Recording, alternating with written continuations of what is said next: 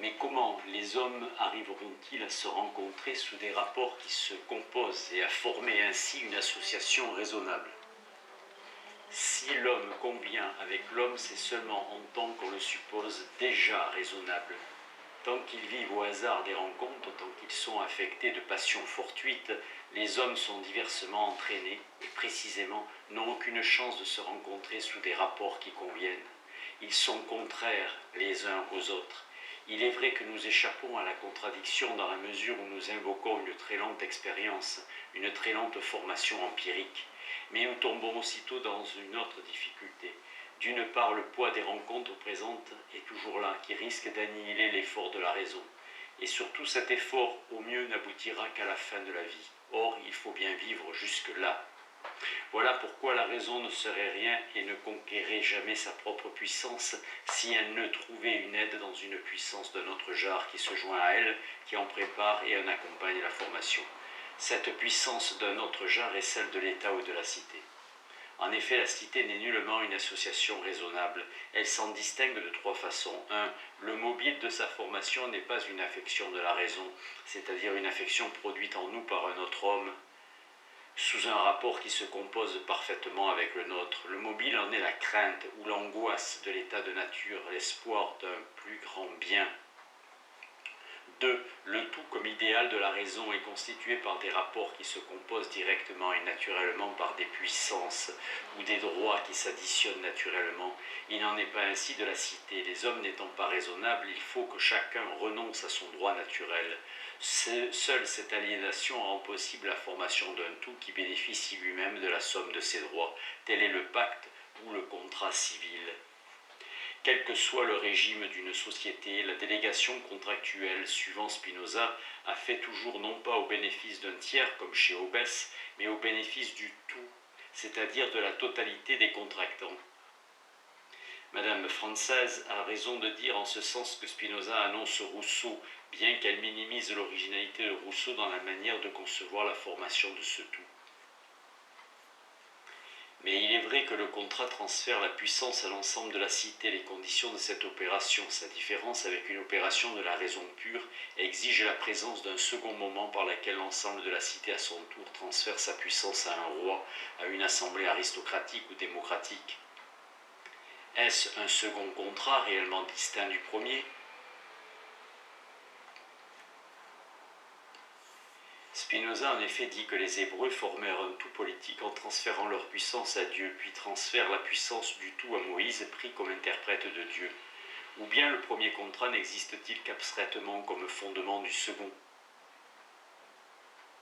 Dans le traité politique, l'État semble bien ne pas exister sous sa forme absolue, absolutum imperium, mais être toujours représenté dans une forme monarchique, aristocratique ou démocratique, la démocratie étant le régime qui se rapproche le plus de l'État absolu. Alors la cité souveraine a assez de puissance pour instituer des rapports indirects et conventionnels sous lesquels les citoyens sont forcés de convenir et de s'accorder. 3.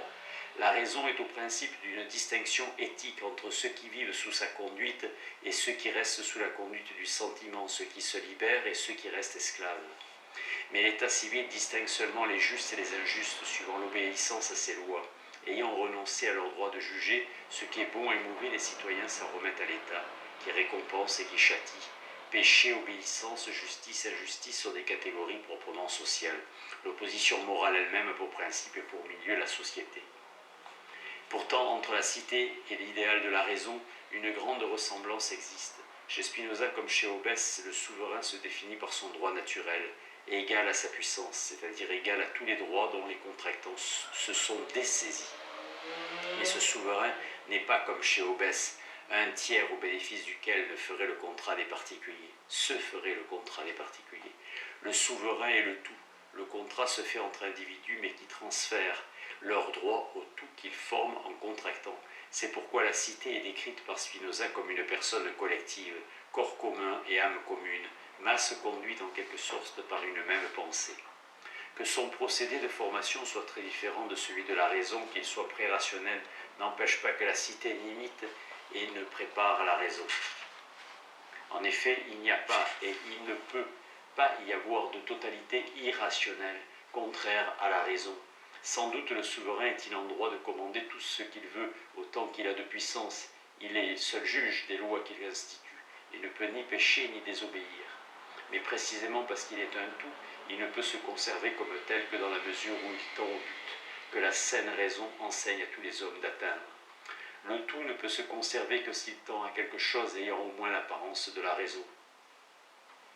Le contrat par lequel les individus aliènent leurs droits n'a pas d'autre ressort que l'intérêt, la crainte d'un plus grand mal, l'espoir d'un plus grand bien. Si les citoyens se mettent à craindre la cité plus que tout, ils se retrouvent à l'état de nature en même temps que la cité perd de sa puissance, en but aux factions qu'elle a suscitées.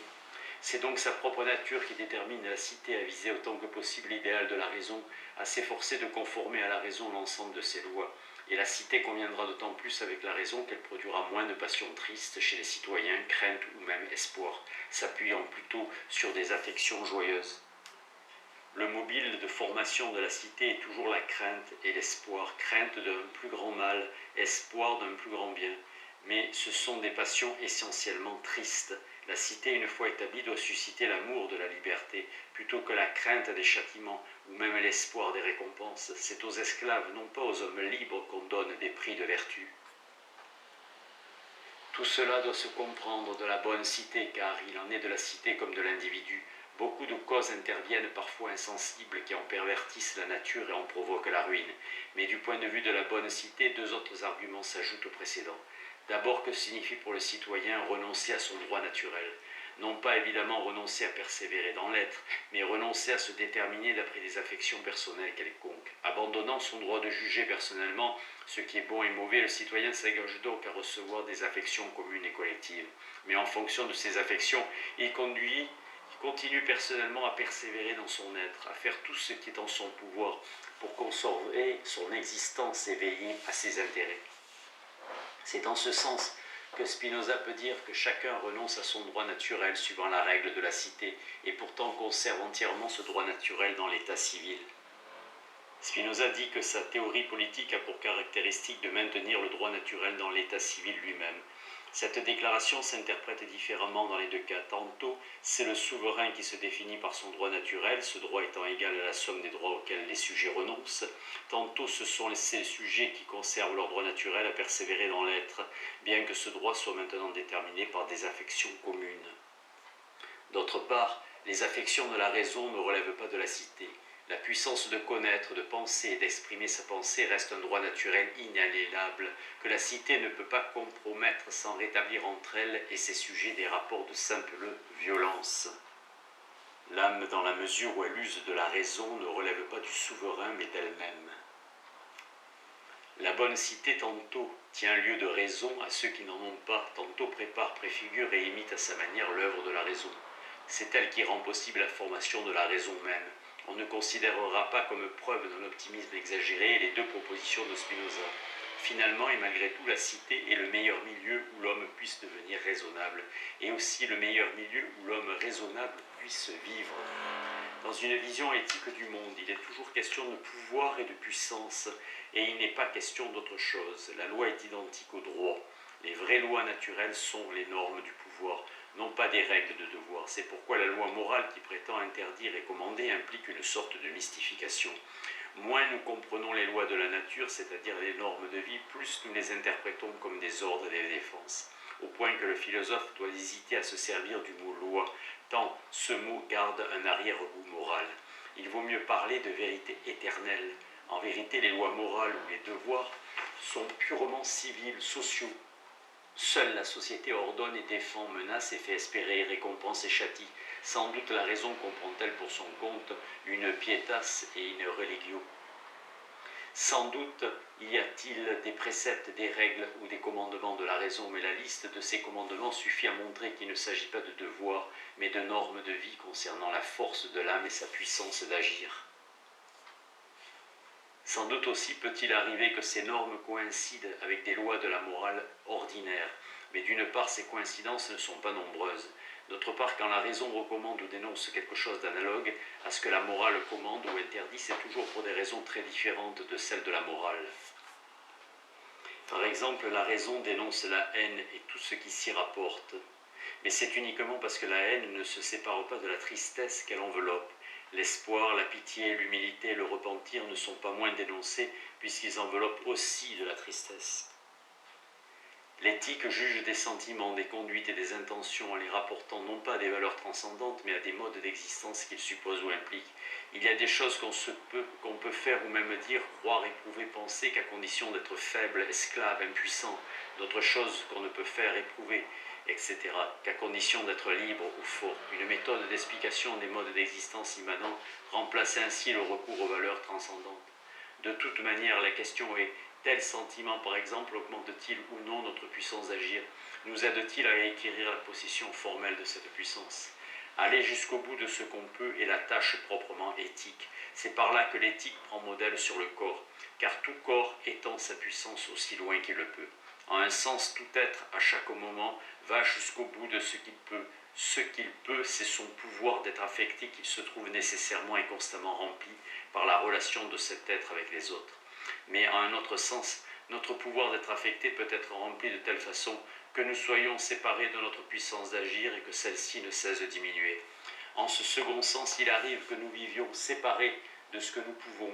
C'est même le sort de la plupart des hommes, la plupart du temps. Le faible, l'esclave, n'est pas quelqu'un dont la force est moindre, prise absolument. Le faible est celui qui, quelle que soit sa force, reste séparé de sa puissance d'agir, maintenu dans l'esclavage ou l'impuissance. Aller jusqu'au bout de son pouvoir signifie deux choses. Comment remplir notre devoir d'être affecté de telle façon que notre puissance d'agir augmente? Et comment augmenter cette puissance au point qu'enfin nous produisions des affections actives? Il y a donc des faibles et des forts, des esclaves et des hommes libres. Il n'y a pas de bien ni de mal dans la nature.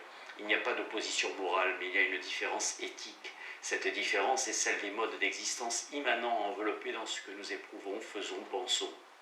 Cette conception éthique a un aspect critique fondamental. Spinoza s'inscrit dans une tradition célèbre.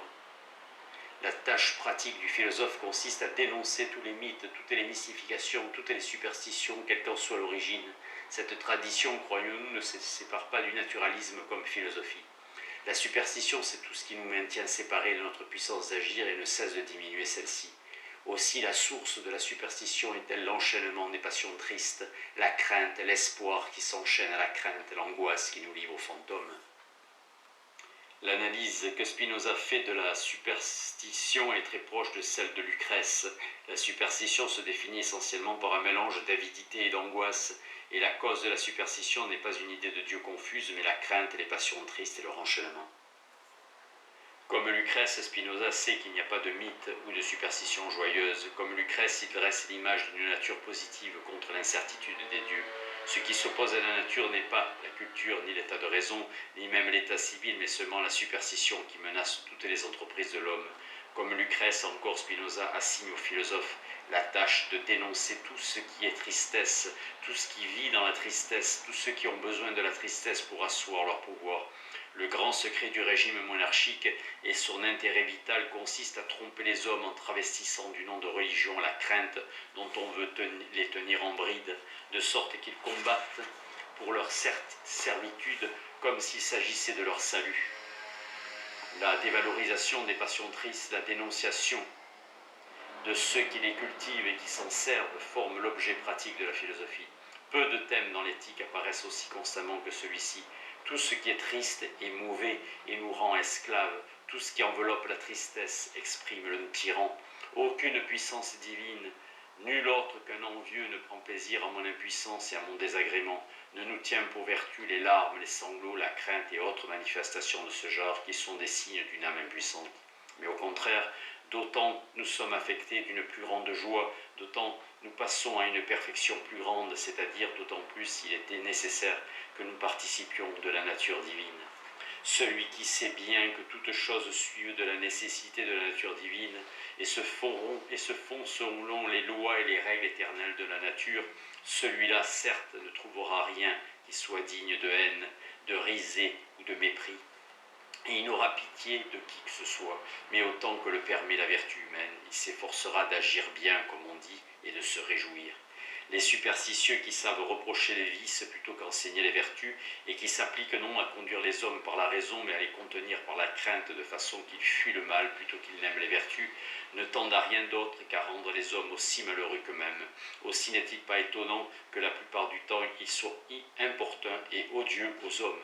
Ceux qui sont mal reçus de leur maîtresse ne pensent à rien qu'à l'inconstance des femmes, à leur esprit de tromperie et à leurs autres vices dont on parle tant, toutes choses qu'ils oublient aussitôt dès qu'ils sont de nouveau accueillis par leur maîtresse.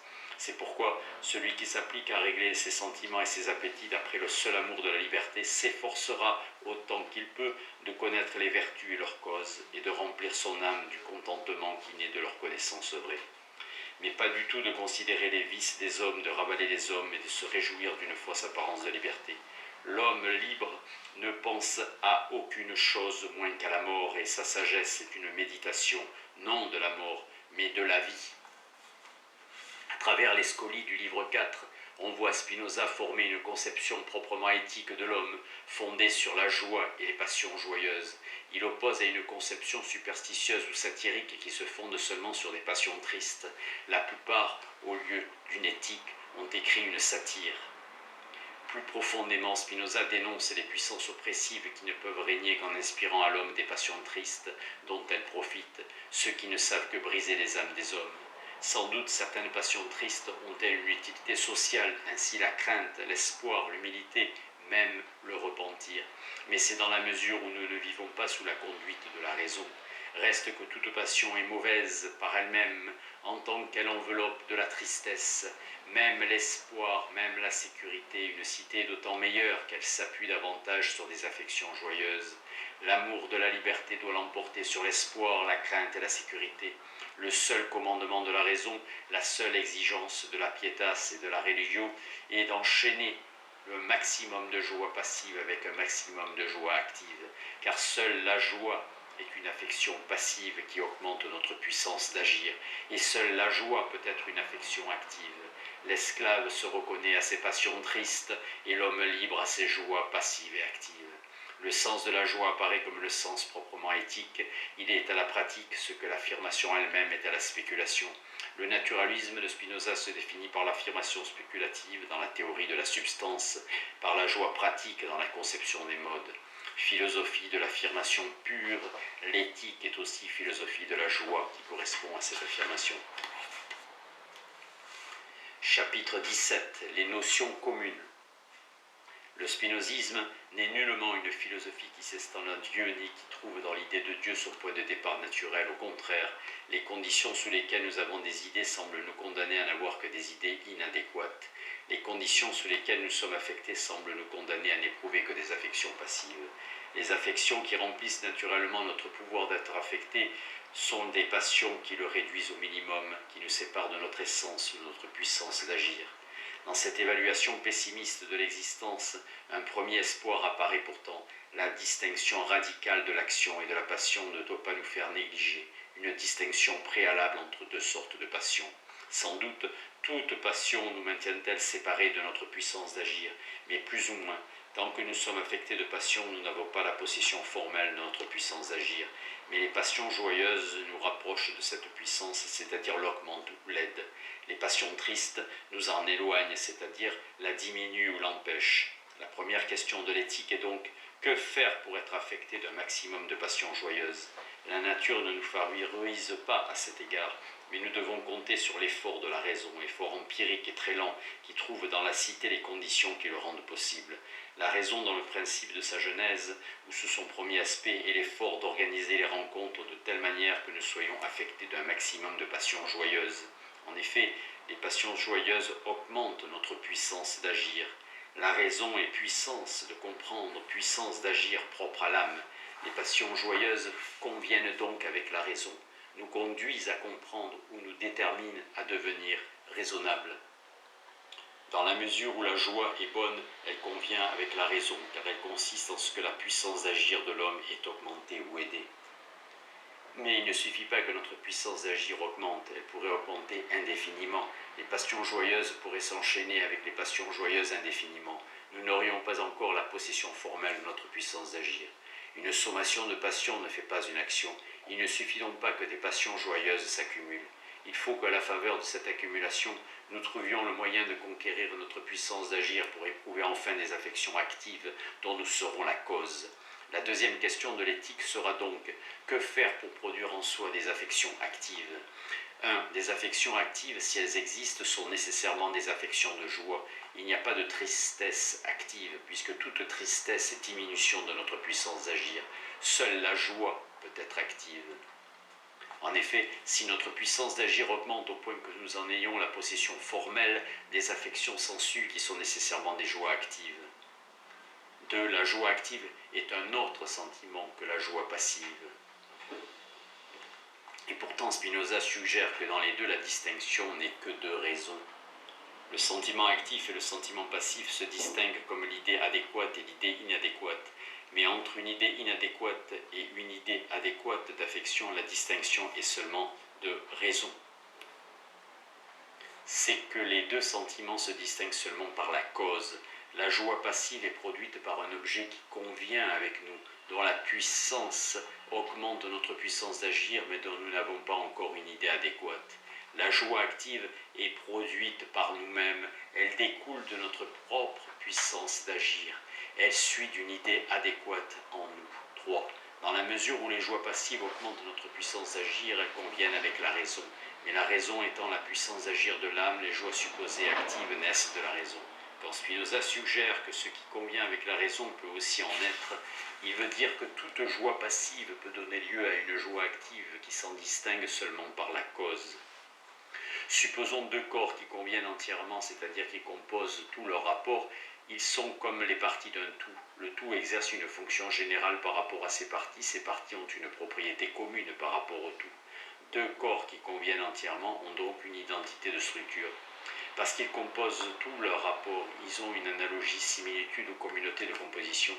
Supposons maintenant des corps qui conviennent de moins en moins et qui sont contraires. Leur rapport constitutif ne se compose plus directement, mais présente une telle différence, toute ressemblance entre ces corps paraît exclue. Pourtant, il y a encore similitude ou communauté de composition, mais d'un point de vue de plus en plus général qui, à la limite, met en jeu la nature entière. Il faut tenir compte en effet du tout que ces deux corps forment, non pas directement l'un avec l'autre, mais avec tous les intermédiaires qui nous permettent de passer de l'un à l'autre. Comme tous les rapports se composent dans la nature entière, la nature présente du point de vue le plus général une similitude de composition valable pour tous les corps. On passera d'un corps à un autre, si différent soit-il par simple variation du rapport entre les parties ultimes de l'un, car seuls varient les rapports dans l'ensemble de l'univers où les parties restent identiques. Voilà ce que Spinoza appelle une notion commune. La notion commune est toujours l'idée d'une similitude de composition dans les modes existants, mais en ce sens, il y a différents types de notions.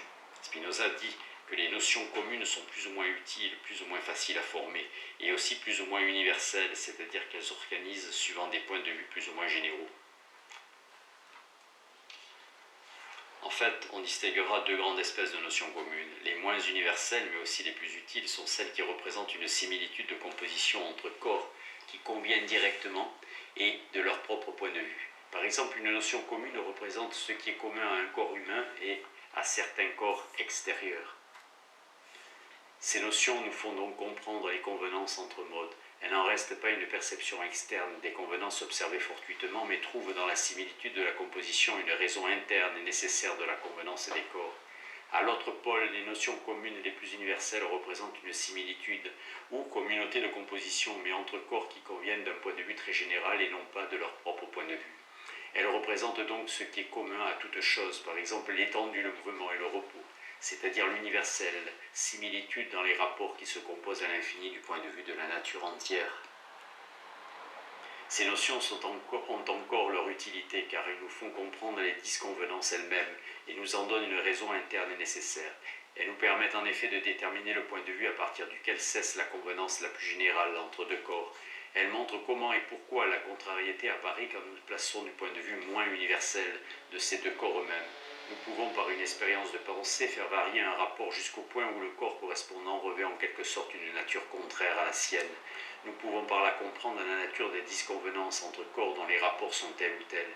C'est pourquoi, quand il assigne le rôle de toutes les notions communes prises ensemble, Spinoza dit que l'esprit est déterminé de l'intérieur à comprendre les convenances entre les choses et aussi les différences et les oppositions. Toutes les fois que l'esprit est déterminé de l'intérieur, c'est-à-dire parce qu'il considère plusieurs choses en même temps à comprendre leurs convenances, leurs différences et leurs oppositions, toutes les fois en effet qu'il est disposé de l'intérieur de telle ou telle manière, alors il considère les choses clairement et distinctement, comme je le montrerai plus bas. Spinoza distingue avec soin les notions communes d'une part, d'autre part les termes transcendantaux, être, chose, quelque chose, ou les notions universelles, genre et espèce, homme, cheval, chien. Pourtant, les notions communes elles-mêmes sont universelles, plus ou moins universelles suivant leur degré de généralité. Il faut donc penser que Spinoza n'attaque pas l'universel, mais seulement une certaine conception de l'universel abstrait. De même, Spinoza ne critique pas les notions de genre et d'espèce en général. Pour son compte, il parle du cheval ou du chien comme de type naturel, de l'homme lui-même comme d'un type ou d'un modèle normatif.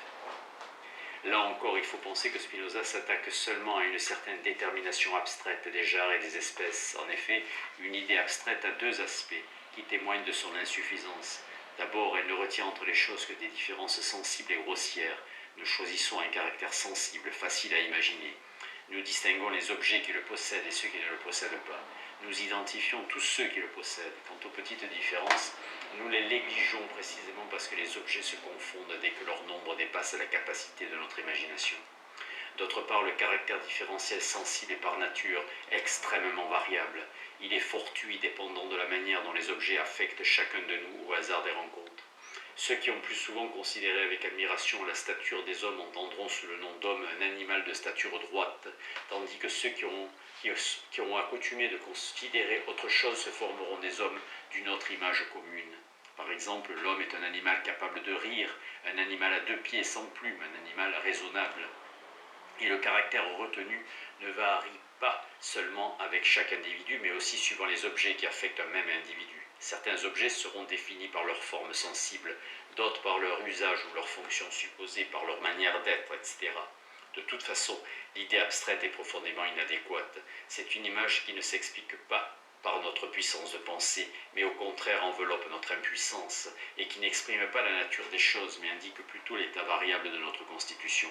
Il est clair en tout ceci que Spinoza n'attaque pas seulement les procédés du sens commun, mais aussi la tradition aristotélicienne.